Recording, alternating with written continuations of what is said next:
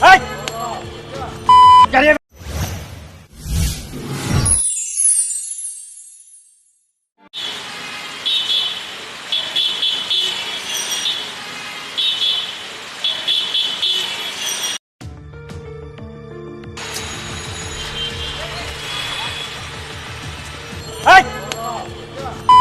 এভাবে চালালি কে?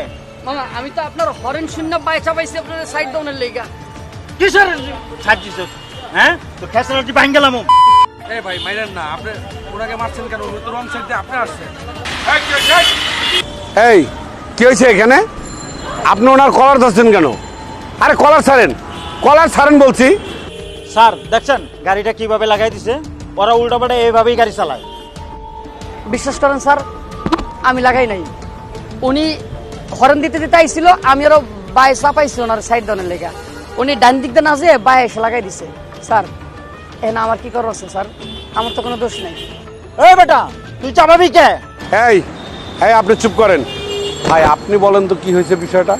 স্যার পিছের থেকে মোটর সাইকেল জোরে জোরে মানে হরেন দিচ্ছে, তো রিস্কাওয়ালায় বাম সাইডে সাইড করে ওনাদেরকে জায়গা দিচ্ছে ডাইন দিকে, ওটা বাম সাইড দিয়ে এসে লাগাই দিছে। স্যার এখানে রিস্কাওয়ালার কি দোষ? এই দোষ তো আপনার। আপনি রং সাইড থেকে ওভারটেক করতে গেলেন কেন? স্যার আমি তো হরেন দিতে দিতে উঠতাছি, ও দেখবো না? এই মিয়া দোষ করছেন আপনি, আবার রিক্সাওয়ালার মারতেছেন, কারণটা কি? এই মোটর সাইকেলের ইঞ্জিনের মতো আপনার এই বাহুতে শক্তি বেশি হয়ে গেছে। ড্রাইভিং লাইসেন্স আছে আপনার? না স্যার। আপনার গাড়ির কাগজ দেখান। স্যার এটা তো আমার মামার গাড়ি, কাগজ সাথে নিয়ে আসি নাই। ড্রাইভিং লাইসেন্স নাই, গাড়ির কাগজ নাই, উল্টাপাল্টা ভাবে গাড়ি চালান, আবার রিক্সাওয়ালাদের মারেন। এই মিয়া রিক্সাওয়ালারা মানুষ না? হ্যালো মামা, রোডের সমস্যা হচ্ছে, গাড়ির তো কাগজ নিয়ে আসি নাই, পুলিশে ধরছে। স্যার একটু মামার সাথে কথা বলেন তো। মামা পকেটে রাখেন, গাড়ি সাইড করেন, এই গাড়ি থানায় যাবে। শুধু গাড়ি না, আপনিও যাবেন থানায় ওনাকে মারার অপরাধে। স্যার একটু এদিকে আসবেন? কেন? একটু কথা ছিল।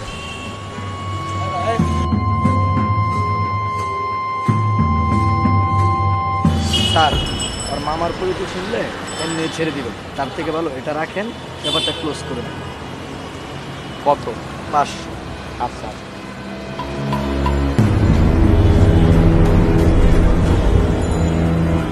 তোমার রিক্সার তো কোনো ক্ষয়ক্ষতি হয় নাই? না স্যার। আপনারও তো মোটর সাইকেলে কোনো ক্ষতি হয় নাই? না স্যার। তো কারোই কোনো সমস্যা হয় নাই? জি স্যার। তাহলে যেটা নিয়ে সমস্যা হয়েছে আসেন এটা সমাধান করি। কোনটা স্যার? আপনার ড্রাইভিং লাইসেন্স নাই, আপনার গাড়ির কাগজ নাই, এই গাড়িটা তো অবৈধ, এই গাড়ি থানায় যাবে।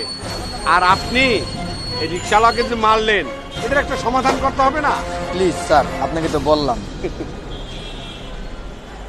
আপনি একটা কাজ করেন। জি স্যার। আপনি কানে ধরেন। কি বলেন স্যার? আপনি কানে ধরেন, যতক্ষণ পর্যন্ত এটার সমস্যার সমাধান না হবে ততক্ষণ পর্যন্ত সোজা কানে ধরে রাখবেন। কানে ধরেন, কানে ধরেন বলছি, নাহলে সোজা থানায় নিয়ে যাব।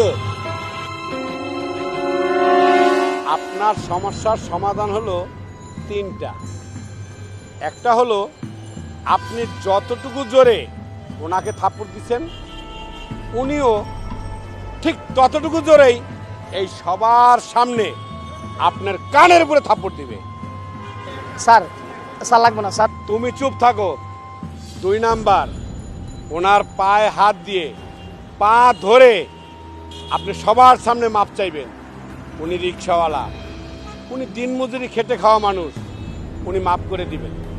ভেবে দেখেন এই 2টার কোনটা করবেন। আর যদি 2টার কোনটা না করেন, তাহলে 3 নাম্বার হলো আপনি এবং আপনার গাড়ি থানায় যাবে।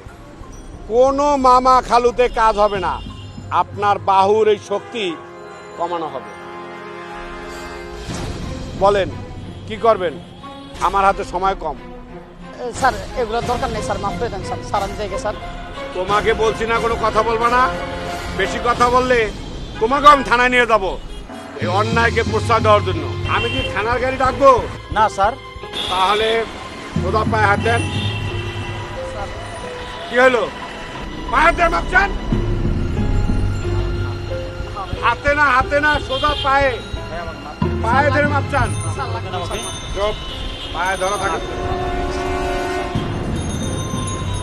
আচ্ছা, যদি লজ্জা থাকে আর কোনোদিন এইভাবে রিক্সাওয়ালার গায়ে হাত দিবেন না। যান। আরে যাও, তোমরা যাও। এই আজকের অপরাধে কানে ধরছো, আর এইটা নাও, সবাই নেয় না।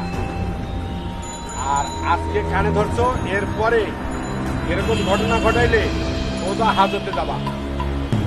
আর তুমি যাও। Thank you sir. ওকে, ভালো থাকবেন।